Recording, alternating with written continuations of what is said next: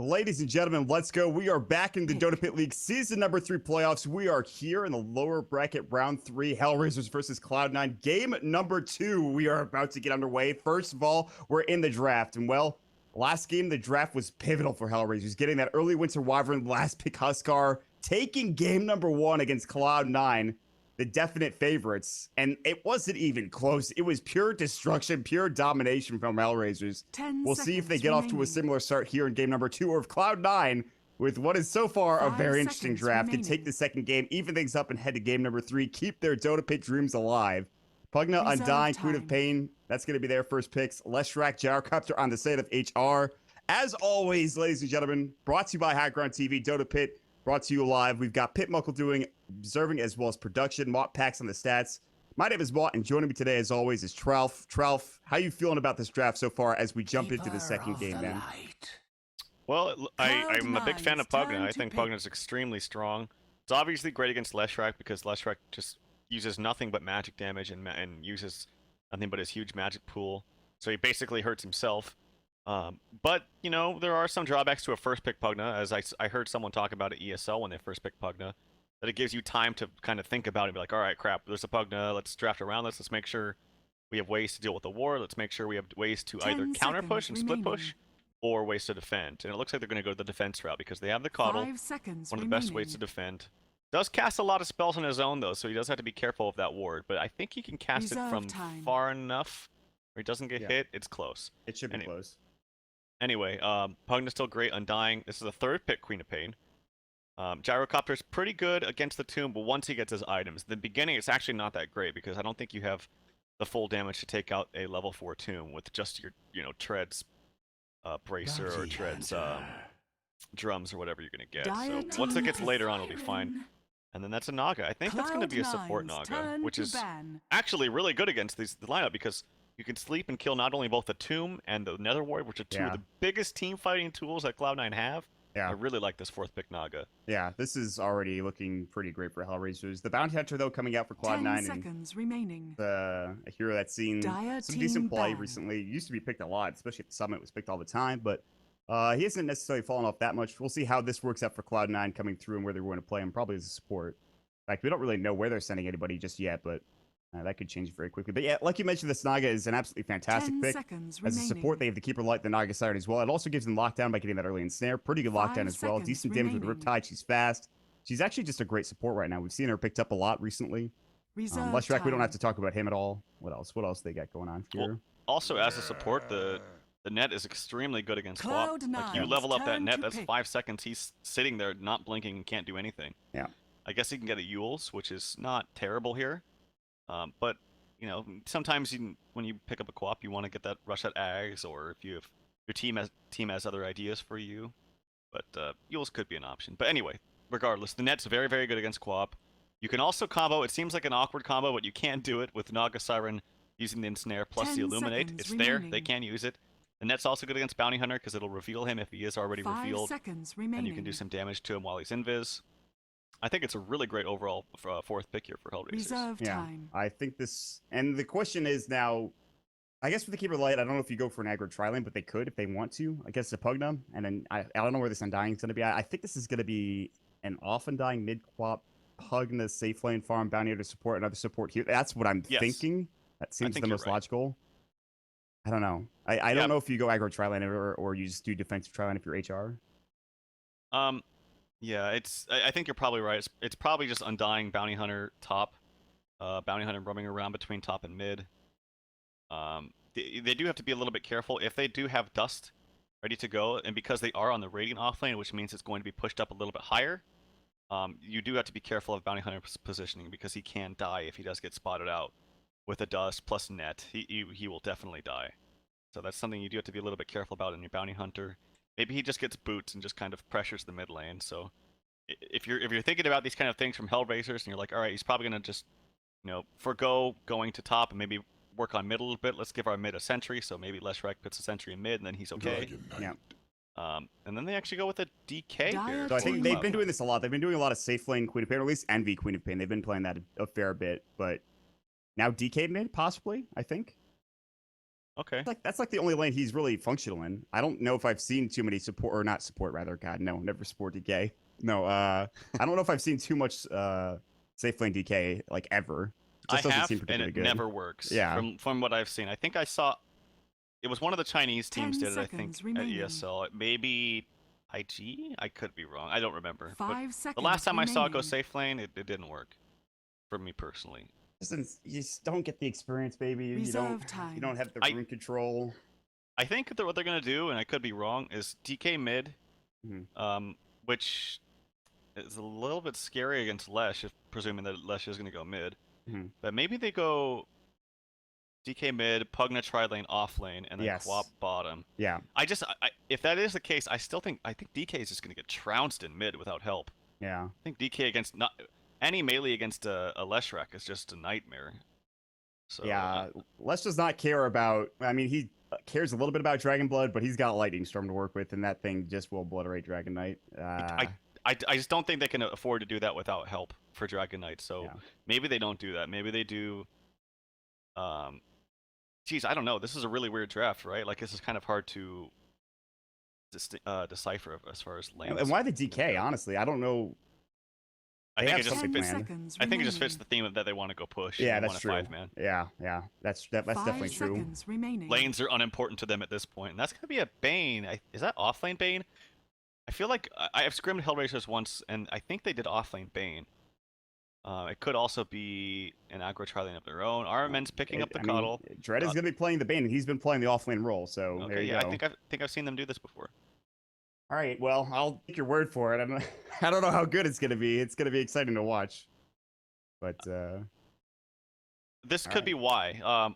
Well, for two reasons. One, I think they think Bane offlane's already good, whether it's 1v3 or 1v1. And reason number two, it's actually going to be a support Pugna, so that makes it a lot easier in terms of what their lanes are going to be. I just think support Pugna is not as good as core. Anyway, and the other reason that Bane could go offlane is they're predicting an aggro tri-lane where, like, well, 10 Bane is honestly seconds one of the best remaining. 1v1 heroes in the game. You don't think of it because it's just never picked as a solo hero. 5 seconds But if it remaining. is, it's one of the best. He does extremely high auto attack damage. Yep. His animation's amazing. and feeble. He has a nuke that not only is pure damage, but it nukes them and heals himself, so it's effectively doubled in damage. He's a fantastic solo hero. So maybe they're predicting this aggro tri-lane, and they're like, all right, what can we send offlane against a 1v1 Quap if that is what it's going to be? All right, Bane will be great. So we'll see if that's what the route that they're going to go for. But this is a very interesting draft on both sides. I'm surprised we don't see more core Bane, more solo Bane. He's really good. Like, he's still pretty good mid. Like, his Enfeeble just wrecks certain heroes. You go like 1-3-1, and all of a sudden you have a really good time. I think he's more of a pub stomping like solo hit mid hero, but I'm excited for this. This is not something I see too often. He doesn't lose 1v1, honestly. It's actually hard for me to really think of who can really beat him. I mean, there are heroes and players that can probably stand up to him 1v1. Like, I mean, Lena's always great. I think Lesh would be pretty good. Shadow Fiend on Radiant's amazing. Bop is still great. It's just the fact that he has the potential to beat almost anybody. Like I just, for the reasons I just outlined, his nukes are amazing. His auto attack damage. He actually has 4 armor too, which is not too bad for an int. Yeah. The only problem is you don't see him run his core so much, is that he tends to not do too much in fights if he doesn't have farm, if he doesn't have a good time. He's very easy to counter out with if he doesn't have a BKB in terms of stopping his ult.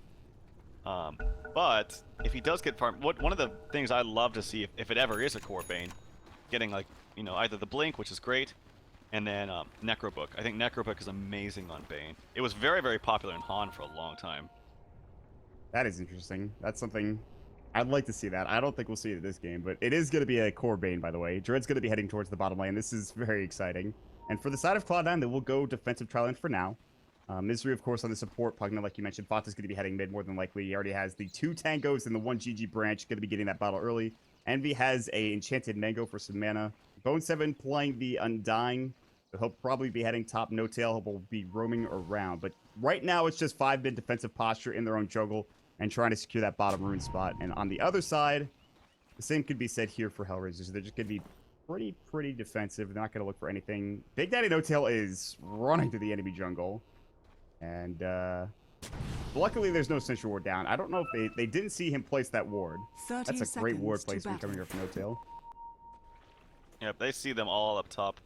And I think they actually want to go fight them with either probably Decay leveled up, but I don't think DK is very good level 1 engagement, so they're just gonna dodge, take the bottom rune, I think, and be on their merry way.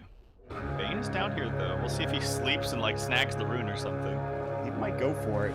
Is he gonna go for the sleep? The Nightmare, he does skill it up. And he's gonna Nightmare Fonta. No-Tail's gonna walk in, but it looks like he will get the bounty rune just barely. HellRaisers get both, and this might be his death. They're gonna try to body block him. They're doing a great job with No-Tail so far, but they can't get this kill. No-Tail will just harass him, but Dread is gonna be fine. And he picks up that bounty rune. It's actually really big that he picks that up too, because now 2 creeps without denying he's level 2. So that's really good for him. I'm surprised Bounty didn't wake him up. I think if he tried to wake him up, maybe he gets out in time. It would have been close. Obviously, he's got to run right up to him to wake him up, so it would have been close. But Dread, now he's level. Oh, he actually gets some aggression here from Envy. They already used another blast. He's gonna be able to get away. It looks like. He's fine. He already has to use his salve and his clarity, so not the best. But elsewhere, Bone 7 is gonna have some help as No-Tail came through mid, harassed up the Leshrac a little bit, did a decent chunk of damage with the refire from Fonta, but now he's gonna help out top. Decay comes through. He's got two stacks from Just a Noob.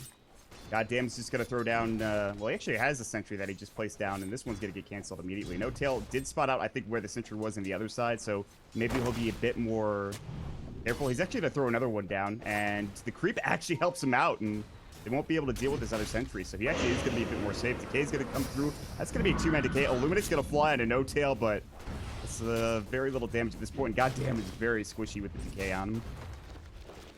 Yep, he's got to be really careful. He does have level 2 now, though, so not only does he have the nuke, he was waiting because I'm sure he really wanted to net right there, but he wouldn't have the damage, but now he has the net and the damage, so if No-Tail comes out of Invis, he might die here. He does have the Shadow Walk ready to go, and they don't have the sentry just yet. They can pop it down now, will they? The Illuminate will get the kill. That's first blood. Bone 7, Salve comes out, doesn't matter, gets the kill. The net came a bit too late. He'll stick up, he's got a soul rip himself as well, and now Bone 7 man moding, going on goddamn. The last right click is not there, and he'll go down. Arm then on a Keeper of the Light at 2 minutes, gets a double kill. Wow. The damage output from Bone 7 with those stacks was insane onto that gyro. But nonetheless, I think they still did a pretty good job, and I think a 2-for-1 exchange, even though the gyro died, is okay. RMN is going to be totally happy with getting those levels and getting that farm. That's right. Bounty's taking so much damage. He's also getting out a lot of damage as well. This guy's pretty squishy. Undying actually did go for the Soul Rip early on, and not for the Tombstone. Which is fine for right now, but when you hit level 3, it's like you'd hope to have level 2 Tombstone, because it's just level 1's pretty ass. Yeah. It's very easy to kill. Die so quickly. So he won't be as effective in terms of at least team fighting his early engagements. Decay comes out, they have the Janata strike as well. He dies so quickly, the Illuminate comes through, they're gonna get this kill on a No-Tail, but they are happy with that trade if Bone 7 gets out, and it looks like he will. They've really just destroyed Gyrocopter so far. He's gotten a couple of kills in CS, but that's actually pretty big coming up for Cloud9. God, the stacks on Undying are just do so much damage. I don't even think he can. Oh, he has got to wait 3 seconds to TP up there. He's just got to be a little bit more careful. That's all there is to it. So, I would say a successful offlane here for Cloud9. Like, yeah, they're trading, but they're totally okay with trading. Now they're trying to trade sentries here in the mid lane, and he does get it off, but that's more important for Cloud9 because they don't have the vision for HR now. The detection was coming through, but Appanage will play a bit safely, it looks like, as he doesn't have that detection. No-Tail's positioning himself where he wants to be aggressive. Probably going to deny himself to the creep. I think he was just trying to get home as quickly as possible. And, yeah, I mean, Bone 7's done a lot. They actually were going to TP someone in. I think it was the Keeper of the Light, but he decided against it. He didn't have detection, so I don't know how much he would have been able to do. They gave him 3 sentries on the courier. Well, that's one way to do it. Oh, No-Tail might get this courier. It is flank courier. Uh-oh. They don't have speed boost. On the other side, I think they're just gonna go ahead and take the top rune spot. All right, I'm like watching this courier with bated breath. Does No-Tail know that it's there? I think he must. I think he saw it during daytime. Yeah. He has this ward up here, so I'm pretty sure he saw it. Oh no, it's quite slow. It's running right over the ward too. Does he have it? Can he get this? Quite slow. Might not get this. Oh, the Janata. That's it. That's the courier with the bottle. That's Lesh's bottle, by the way. Watson now caught out of position. Mighty Storm Splitter. There's the Brain Step and Snare. He's pretty tanky, but not tanky enough. They even have the Illuminate to try to finish him off, so it is going to be the Courier coming out for Fata. Interesting trade. Radiant's middle tower is under attack. Fata was doing pretty well too until that gank. He had 19 CS compared to 25. Obviously, Lesh did get a little bit, he did get some help in mid from the Bounty Hunter, but it wasn't like it was that much. So that gank was really huge. Tons of hate coming in on the mid lane. 4 heroes here for a DK. Oh, Armin, what are you doing here, buddy? He heads bottom and is just like, I don't know what I'm doing here exactly. Oh, Decrypt plus the Nether Blast comes in. He'll try to deny himself to Roche. The last right click, he will get the kill. Mystery had just enough base damage to bring down that squishy arm and keep for the light. So, free kill for Prugna. Yeah, that's right. It is. This is streakle too. That's not something you see on a Keeper of the Light at 5 minutes usually. I mean, he had that at 4 minutes. Anyway, top lane. Lone7 taking some damage. He's still got 9 charges. Yep, he uses his stick. Uh-oh. He uses the Tombstone, level 3 as well. Goddamn, he's probably dead here. And if they dive the gyro, they might be able to get the kill as well. They come in. There's going to be the Screw of Pain. Envy comes through the Shadow Strike. They have no Sonic Wave. He doesn't have the mana for it. Lightning Storm coming in. FNJ misses the Split Earth. He's got another second before he can hit that Lightning Storm up again. He won't be able to get the kill on Bone7, it looks like. And he rotates for nothing, essentially. And that's just a big turnaround coming out from Cloud9. They throw down the Tombstone, they get an easy kill on the support Dire's Naga. bottom tower is under attack. It's big rotation too, because that frees up the mid lane just a little bit for Fata, who desperately needs it. Pops the ultimate just to put some damage onto the tower a little bit. There is Dread here. He actually is dead. He was trying to go for the Nightmare, cancel the animation, and just died. That was not the play, Dread. Oh boy. And well, I think Fata was just too fast with the stun. I don't think he expected him to have both stun and breathe fire mana, but he used the stick to just barely get enough and got the kill. And then is rewarded with a regen rune, of course. Classic. His Elder Dragon form going to end pretty soon here. They're going to rotate more heroes as well, looking for goddamn potential. He's level 4, breathe fire. They want to take this tower, or at least put as much pressure as they can. Misery is now getting a lane to farm bottom, as Dread has rotated there as well. Misery sitting at level 5. He's actually outlaning the off-lane Dread Bane. He doesn't even have his soul ring yet. Meanwhile, they're going to find out No-Tail. They had a sentry. They're going to ensnare. They've got detection. The Illuminate going to fly out. Split Earth. Easy kill coming in. So they finally get that pesky Bounty Hunter. This Coddle has so many kills, but honestly, he's fought so many of the wards. So he's not going to get like tons of farm, and actually a lot of the farm is going to be stolen by FNJ. So we're not going to see like some crazy, 11-minute Ags or something on Coddle. That was a one-time only thing, I think. Despite him having 4 kills in 7 minutes. 1-7 almost died top lane. Justin, he looks like he got close with the Rocket Barrage. His farm is not where it should be. 29 last hits, but that's not the problem. The deaths are the problem coming out for the Gyrocopter. Radiant's top tower is under he's attack. suffering. Envy in the meantime is starting to rotate around. He's got his treads already. He's got Bottle as well. He's looking to jump in. Goddamn, is probably a free kill if they can find a Breathe Fire, Scream of Pain. Not going for it yet. There's the Breathe Fire. They won't come in with the Queen of Pain. They had Vision coming out with the High Ground Ward coming through on the Dire side. So they knew Envy was there, and that's going to be that. Envy's been roaming around a lot, but he still actually has decent CS as well. So I would say normally this is kind of strange, but his farm is still pretty damn good, so I think this is fine. They did get level 6 now in Misery. He's got level... He actually went 3-1-2, which I really like. I don't think you really need any points in the life train early on. It doesn't really do much. Another blast when they try to take this tower down. That Illuminate only does... There's no creep wave there, really. They're not pushing him with summons. They're pushing him with just their natural abilities. Top lane, Big Daddy, and Justin going toe-to-toe, and there's the Shadow Strike. He does have Phase Boots, however, and 13 stick charges as well. The rest of Cloud9 rotating up, so Justin does have to be very careful. He'll back away. They actually didn't have vision of them rotating. They might have seen it through that mid lane ward, but... Okay, they take down the first tier 1 tower mid. That's good. They're starting to put pressure on the top tier 1 as well. They want to start limiting the farm here of HellRaisers. Cloud9 are doing a pretty good job of that. Radiant's bottom tower is under attack. Yeah, they just can't fight against this. They don't even have like the real first round of core items. Like there's no mech coming out. There's really nothing. Just your boots and your structures are magic wands, basically. HR gonna try to do some splitting, but their damage potential in towers is really not that high, honestly. They only have level 1 rank edict. Lone7 TP's in with a level 3-2 and his ultimate. Split Earth off the mark, and they're going to be forced back. They will be able to get out, but that's still a tower that they just can't take down. Tombstone on a cooldown now. Dread is not really adding that much. I don't want to Dire's say that he top feels like a tower is support, under attack. but he's definitely not gotten the best farm in this off lane. He still has his level 6 ready to go. He's got his Fiend script, so that's good. Maybe they can get a good R button press and get a kill or something. He's actually going to get tracked up, so No Tail already has his level 6. That's pretty good. He's going to keep tracking, and some track kills here could provide a lot for Cloud9. They could probably shut the door on this game if they can pick up a team fight with track kills and then just take down towers. They have a lot of snowball potential here on the Radiant side. Yeah, they have the potential to end this game very, very early, which is ironic because isn't the stat that they are the team that ends the game the latest more than any other team? Yes. Which is kind of funny, just because they have a very early game-oriented kind of lineup. But you're right. If they win a fight with track kills, it's going to be really hard for HR to bounce back.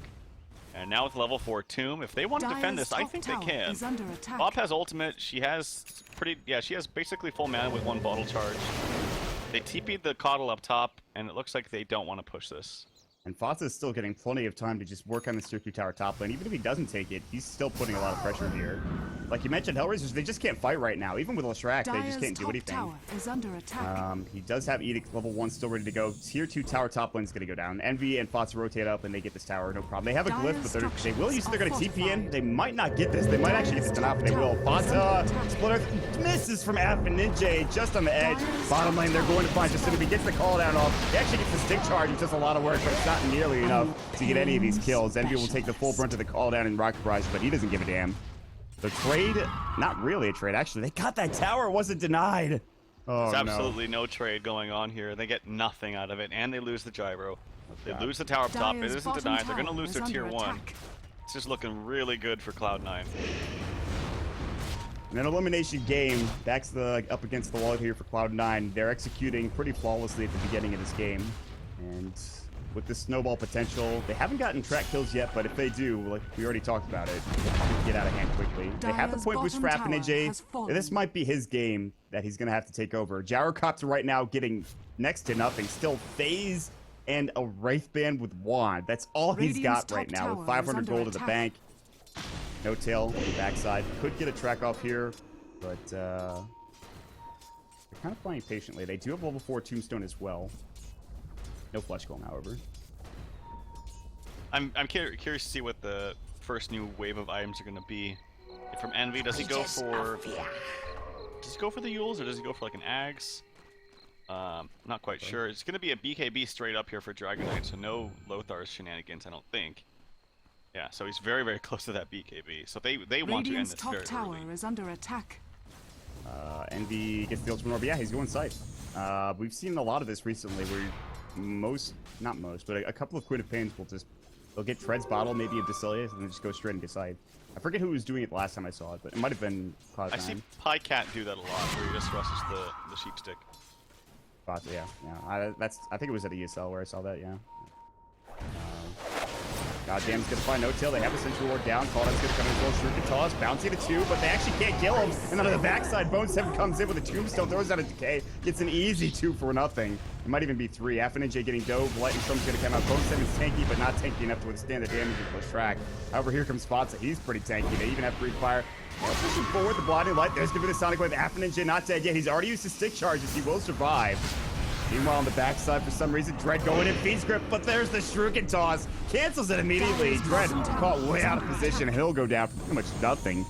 And just Cloud9 grouping up and I guess you could say deathballing at this point. Yep, and the early BKB is not even up for Fata, and he has 700 gold. This is looking extremely grim here for HR. Dire's bottom tower they do have potential high ground defense with like Sleep Illuminate combo or Sleep Illuminate plus Call Down. Like there is that potential, but we just haven't seen it yet. Cloud9 has just been picking them off like just a little bit before the team fight for them to really be effectively using all of their members in a team fight. So they do have the potential there. It's just that Cloud9 they're completely outplaying them.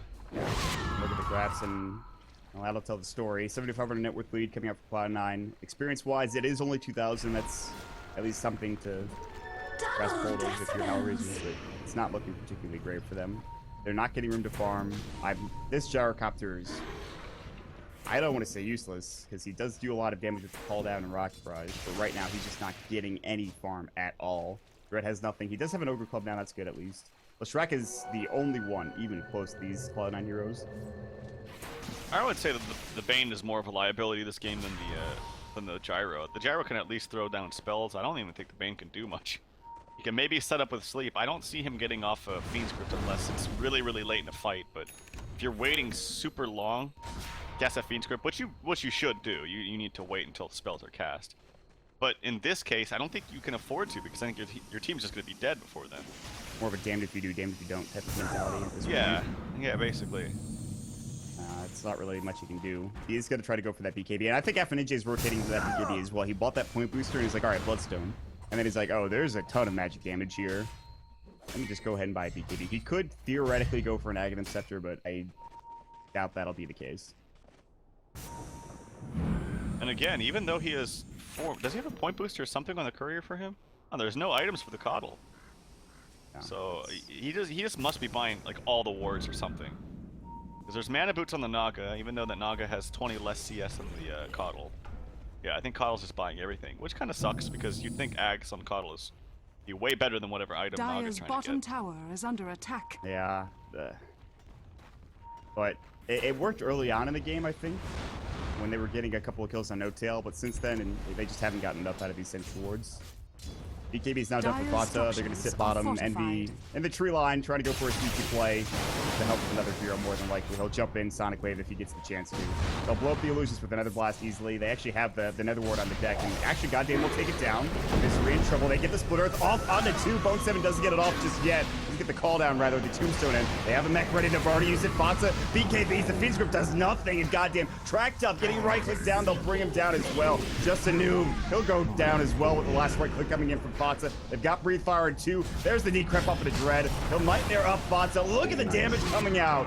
The Shuriken Toss, as well as that mana, or rather life drain. And they take all 5 HellRaisers. This is probably it. They can maybe even go high ground here. They have no buybacks whatsoever, except for the Gyrocopter. If he buys back, he has nothing. I mean, he already has nothing to begin with. They still have half of the duration on the Dragonite ulti, too. No BKB for him, but the Nether Ward's going to be cooling down, and he actually has it ready to go. I think this game is over, Mod. I don't think that there's really much HR can do. Tier 3 tower game decimated. They're going to try their last gasp here, but maybe they'll back up Cloud9 because the Elder Dragon Form is going to be done. Vata will get the tower kill and then back away. Yeah, that's going to be the case. They'll wait for the Elder Dragon Form to be back up again, but like you mentioned, they just have nothing. You know, the Bane can't get off a Fiend Script for more than half a second before it getting canceled or him dying. Leshrac is doing his damnedest at this point, but just doesn't have enough in the tank. So, Cloud9 looks like, at least for now, they're going to be maybe evening up this series. We'll see how it goes from here. I think Cloud9 are doing exactly what their draft dictates they need to do. And that's what you always want to do in a Dota game, right? It's just like draft something and then execute that plan according to what the heroes you have drafted. And they've done exactly that.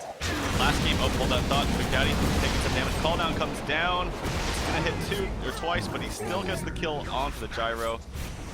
No Tail. I think he is going to die. He will. Good Fiend Script. They will get a turn here, a 2-for-1, but the problem is that the Gyrocopter is dead before any of that is transpired, so they at least get something. They didn't have all 5 heroes that are coming up for Cloud9. Even if they did, I'm not sure how that would have gone. It's a good play from HellRaisers, and they're going to try to take this tier 1 and get something going for them. The problem is that Gyrocopter's just not getting anything. Radiant structures are fortified. Yeah, the difference is last game. Oh, I see Quap blinking in, but last game I would just chalk it up to just a complete outdraft. I don't think they had any answers to the Huskar. Despite how well they could have played it, or maybe did play it, they just didn't have any answers. This game is a completely different story. I think the drafts are relatively... Well, I'd say C9 still has a better draft because they're executing it how they want to, and it's just destroying HR. They have no ways to deal with this Deathball push. I mean, Coddle on paper is great, but when they keep getting picked off by heroes left and right at the start of a fight, then they can't fight 5v5 because they're never given that opportunity. Gyro is... I don't want to keep going back to it. The Gyro and Bane not really doing much this game. Vata has a Shadow Blade now because why not? So there's that. Elder Dragon Form on cooldown for another 60 seconds. He's already a level 2 Elder Dragon Form, so that's something else. Now, at this point, all they need to do is take one fight, take Roche, take bottom racks, game over. I don't think there's much else HellRaisers can do. Yeah, it's not great, man. I don't know what else to say. It's just not looking great for HellRaisers. It has to be. I feel like it has to be when they throw down Tombstone and Pugnant War to sleep and kill those items, which they try to do bottom, but the BKB was already out from the DK, so he was just attacking through the sleep, killing heroes through the sleep, and they didn't really care, and then it just was a disaster. But they need to hope that they can still sleep when he doesn't use BKB and kill those crucial team fighting spells from C9, like the Tombstone and Nether Ward. They really need these BKBs for HellRaisers, I think. Dread, I don't even know if he's going to be continuing to go for one, because he already has that. He went Ogre Club, and then he bought a cloak right after that, which leads me to believe that he might just be going for, like, your Glimmer Cape, which is okay. FNJ is getting his pretty soon, but they're still like, 1 or even 2 item sets behind. Bone 7 has got a full Soul Booster, because why not? That probably is going to get turned into an Octarine, which is fantastic. And they're going to go ahead and just hit Rosh up and take a quick roast. They even have a double damage spot because, again, why not? This will lead to a tier 1 trade top lane roll for HellRaisers will get a little bit more, just a little bit. Assuming they don't TP up in defend, which they won't be able to defend in time. Okay, so yeah, this will be a tier 1 coming through. By the way, good stat pointed out by Montpack's first ever Crimson Guard for Radiant's top tower is under attack. Not surprising. I just thought it was kind of funny too. So I was like, usually Pugnant's the one that gets the mech and the Crimson Guard if it does come out from the end dying, but it's actually vice versa. So interesting stuff there. Quap gets the Aegis. Not too surprising, as he has lots of spells, and yep, I think this is, as you said, surgical now. They just get the Roshan, now go push. So this is it, pretty much for HellRaisers. Can they defend? Can they push this back? Can they get a couple of kills? They actually have the BKB now for the Gyrocopter, but I don't know. And Lush. Yeah. All right, so they both get their BKBs at the same time. That's pretty big. Red still doesn't have much. Envy jumps in blindly. Throwing a Civil Ward and a Sentry Ward down as well. They're going to Shadow Blade up. They want to kill this Tombstone, and they will get it. They're another ward down. It doesn't look like it. Call down is going to go to Song's today, and they missed the splitter timing. And actually, Fox gets his BKB off. Justin will do the same. Goddamn, already dead. Illuminate coming in. That's going to be the Aegis coming out from Envy. Bone 7 almost to the Crimson Guard, keeping him alive. They're going to try to take down Fata. They've got the sleep. Envy back up and ready to go. They'll take down one. They're going to take down FNJ as well. They don't have buybacks on the Gyro or the Lesh. Fata going to work. Decrep comes out. Actually, mirror images it off. That was pretty sweet. Now there's going to be used to that life drain, and they're getting overrun. They've got to call it. GG comes out from HellRaisers. Cloud9, we're just too far ahead at 22 minutes into the game. Very short games coming out, but still, series is tied 1-1. Trout, we're heading to game 3. Yep, they gave it the old college try at the end there. I think it was a nice try from HR, but there was just, I mean, what can you do when a team has nearly 20,000 gold lead at 20 minutes? It's absolutely insane. Very, very little you can accomplish, but they tried. They didn't have any answers to this death ball kind of push. They got picked off a lot. The top lane was just a disaster. Like, it started out okay with a 1-for-2 exchange, even though the Gyro died, but then they just continued to be 2-for-2 exchanges, and that's exactly what you want when you have a dual lane versus a tri lane. It's just some kind of lane to disrupt their farm. If you trade and die, that's fine, as long as you're creating space and making sure that their one position doesn't get any farm. And that's exactly what happened. The Gyrocopter not doing too much early on in the game. He had an okay start, but then just didn't have any room to farm. And 7 deaths, just a noob.